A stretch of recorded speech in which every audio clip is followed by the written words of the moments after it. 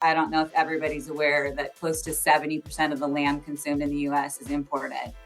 So to take back that market share, we really have to grow. Welcome to MeatsPad. In collaboration with the American Meat Science Association, it's a platform dedicated to share breakthrough knowledge that is accessible to the global meat industry. On each episode, you'll have the opportunity to listen and learn from meat specialists and professionals about the whole meat industry. This podcast is brought to you by the U.S. Meat Export Federation, Ultrasource, equipment and supplies for the meat and food industry, Viscofan collagen casings, the best alternative to animal gut casings for a better taste and sustainable sausage making. Hello, meat folks. Welcome back to the MeatsPad podcast. It's your hungry and humble host, Phil Bass, back for another week.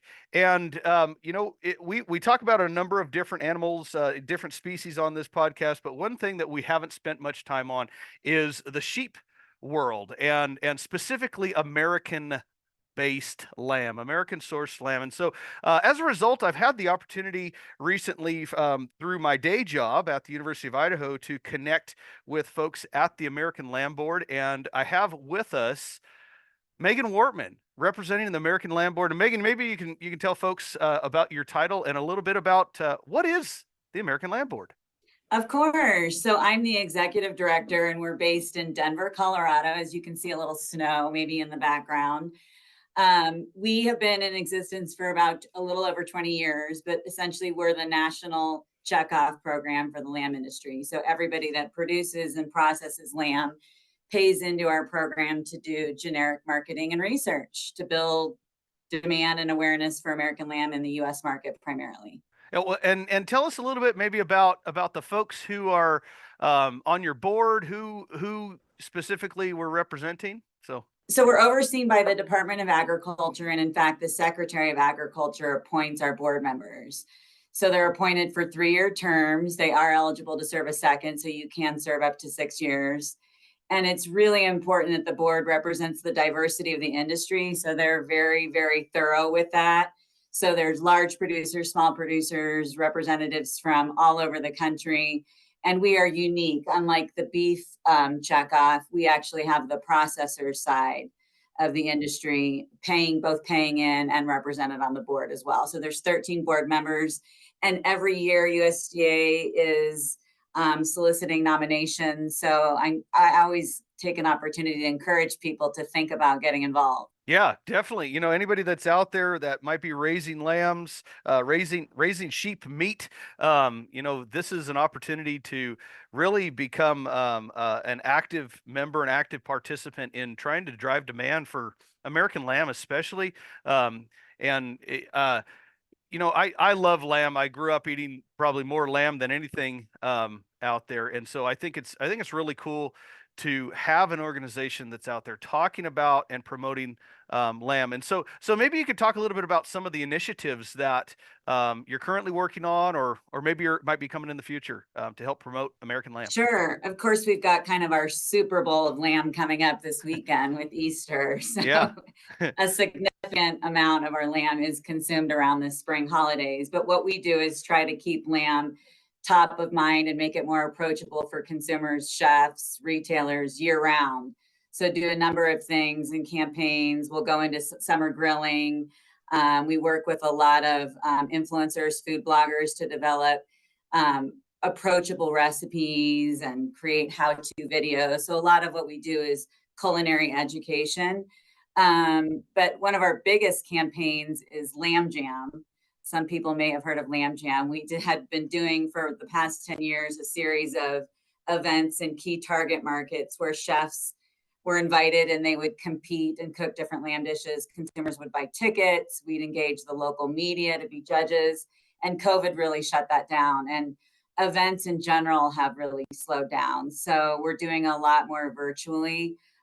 We've turned Lamb Jam into a dine-around model. So in those same target markets, we're donating lamb, and a number of chefs in those markets are developing new lamb menu items throughout the month of May. And we're driving consumers into those restaurants to vote for their favorite dishes and prizes, et cetera. So Lamb Jam is one of our fun campaigns. But again, we really work hard to keep lamb top of mind year round. Most consumers associate lamb with holidays and are only eating it once or twice a year.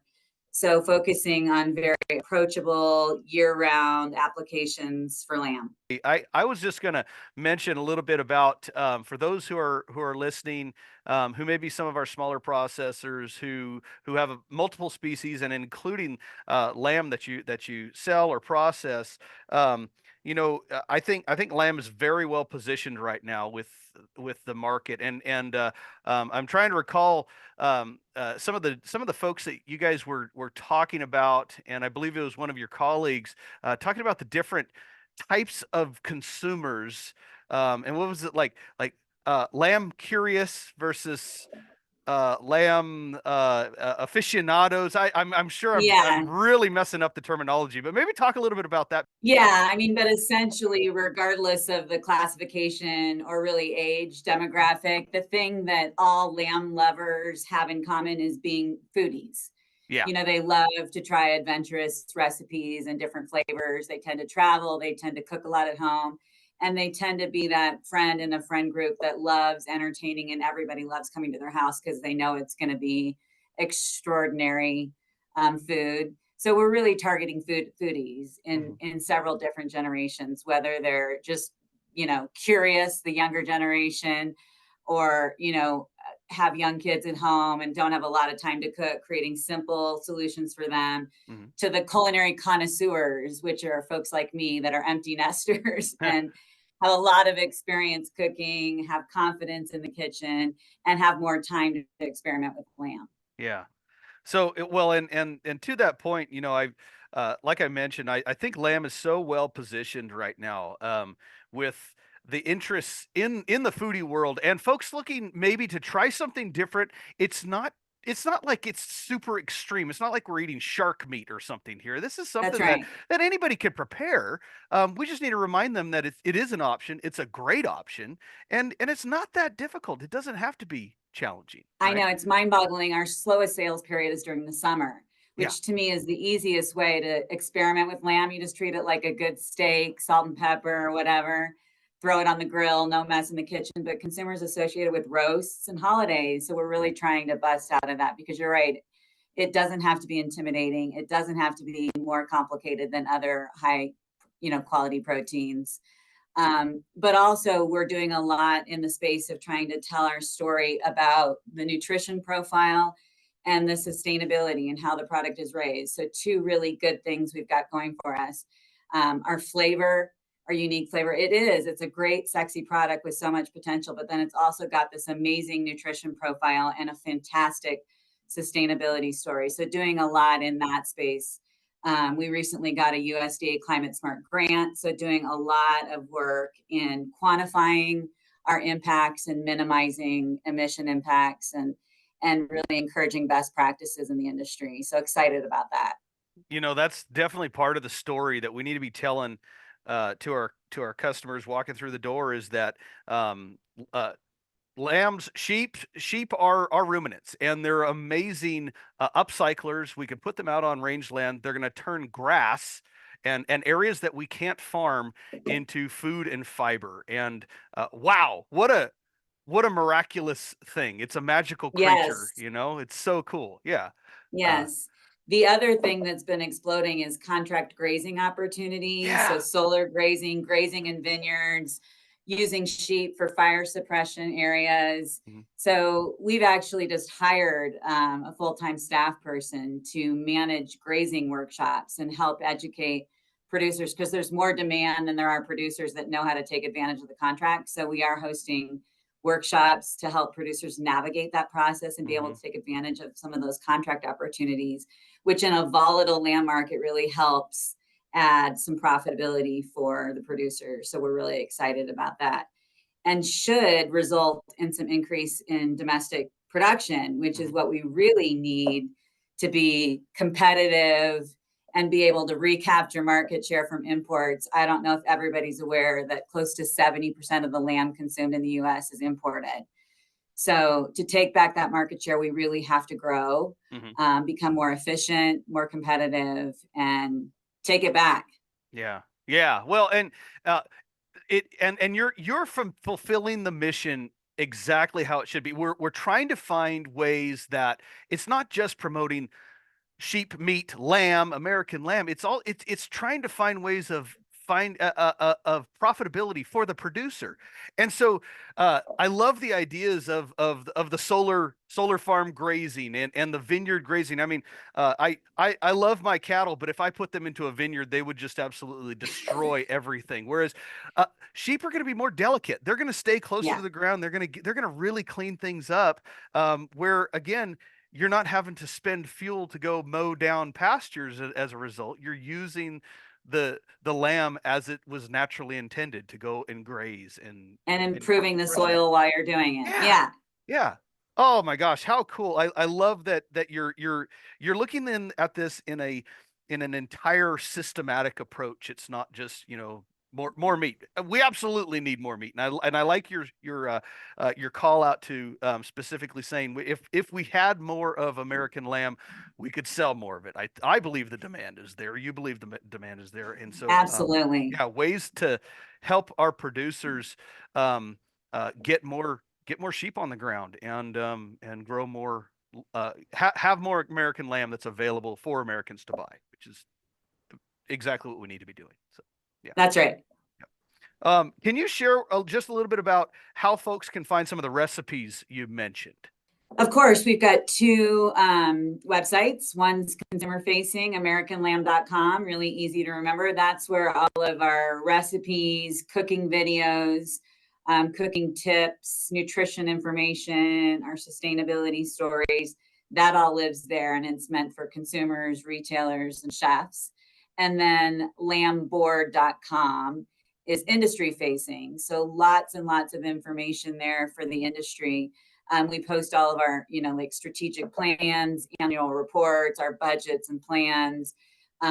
There's also lots of, like consumer reports, retail sales reports, lots of information available for the industry. Also free promotional tools. So our beautiful recipe booklets, cut charts, and other resources for direct marketers and processors to use. So that we don't have to reinvent the wheel. We've designed beautiful stuff for everybody to use complimentary. The mission of the USMEF is to increase the value and profitability of the U.S. beef, pork, and lamb industries by enhancing demand for their products in export markets to a dynamic partnership of all stakeholders.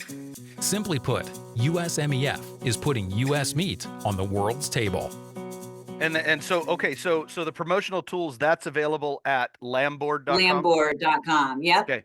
Very good. And so our listeners out there who are running a small, medium-sized shop, maybe that if you have a retail outlet with your shop, make sure you go to lambboard.com and find some of those promotional tools. Like Megan said, let's not reinvent the wheel. Let's use some consistent, very high quality marketing tools that are already available to you, and then direct your customers coming through the door for more information to AmericanLamb.com, which is the consumer facing website. Yes. Right. Excellent. Yes. Excellent. And I want to take just a few more minutes of your time and tell us a little bit about, you mentioned the foodie audience, but who out there might be our next big target audience? Where's an area where else we might be able to focus? Because yes, I mean, I love the foodies and they're definitely ones that are interested and curious about different applications and things. But are there any other potential large volume customers out there that we can be targeting? Well, obviously, minority populations in the U.S. are extremely important to us. I think we're the only country that doesn't eat a lot of lamb. I think globally it's the second largest consumed protein. So obviously there's a lot of populations now living in the U.S. that love lamb, and their authentic dishes that they're used to creating are centered around lamb. So that is a huge market for us and a great opportunity to continue to grow and strengthen their preference for American and educate them about the benefits of fresh, flavorful, nutritious, sustainable American. Mm-hmm. But really, until we grow our supplies, we have to be strategically focused at people that are are likely going to, that already love lamb are likely going to love lamb. Mhm. There's still a lot of consumers that are like, no, it's going to be too gamey. It's too exotic for me. We don't have enough lamb or enough resources to convince those audiences. So strategically, with limited resources and limited domestic lamb in the US market, we do stay really focused on the folks that are foodies Yeah. and love Yeah. lamb. Yeah, absolutely. I appreciate your thoughts on that.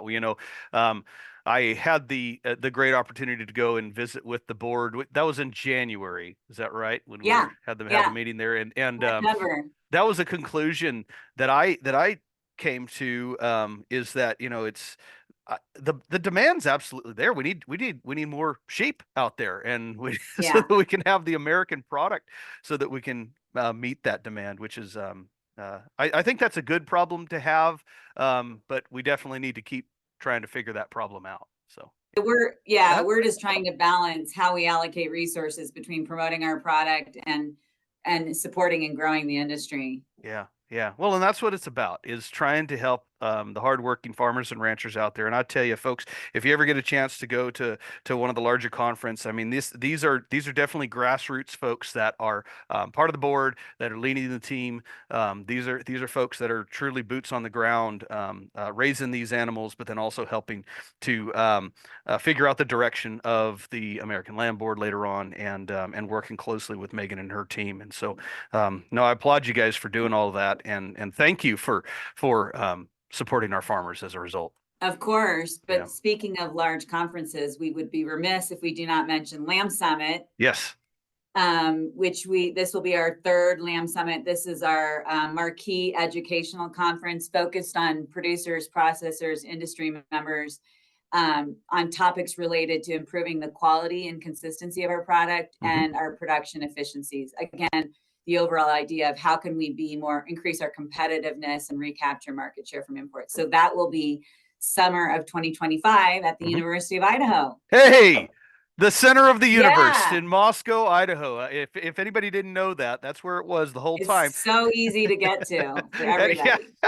We're up here in the Northwest. It's definitely a smaller area, but stay tuned. Absolutely, stay tuned for updates on that for those who have interest in it, and then also especially for anybody who might be raising sheep out there, to become a part of that. We're looking at programming that's going to impact not just the meat side of things, but also animal health and producer education and the like. And so, yes, stay tuned. And up here in the Pacific Northwest, inland Northwest area, summer is epic. The days go on forever, and so you don't want to miss out on that opportunity in summer of 2025. And when that information comes out, where would that be posted? Would that be on the landboard.com? Yes, and then we do a Thursday weekly industry newsletter. So you can sign up at landboard.com. That's the best way to stay informed about what we're doing, results of our programs, and upcoming events. That's awesome. That's fantastic news,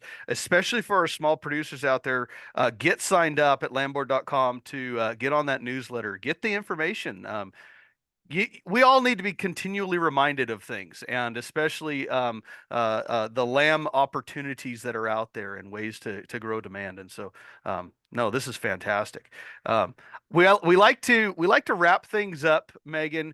And if you're up for it, tell everybody a little bit about how you got into the position you're in right now. And you briefly mentioned to me over lunch in January, but you kind of have an interesting path to becoming the director of the land board. Yeah, my dream job. So right out of college, I got a political science degree at Gonzaga. Okay. And I didn't even pick Gonzaga to go far in my bracket. I should have believed in them. They won again. But very interested in politics as a young woman coming out of college, moved straight to DC and enrolled in an executive MBA program right away, because DC is full of really smart, interesting, amazing people. And I immediately felt humbled and felt I needed more education. So I walked into an employment agency and said, I just need a day job. I'm doing this executive MBA program. And the very first interview that I went on was a small lobbying firm that only did commodities ag clients, and ended up staying there for 9 years and fell in love with working with farmers and ranchers and had a blast. So I got my MBA with a emphasis in marketing. And when we had our first daughter, Maggie, we were like, we got to get out. We got to get closer to grandparents.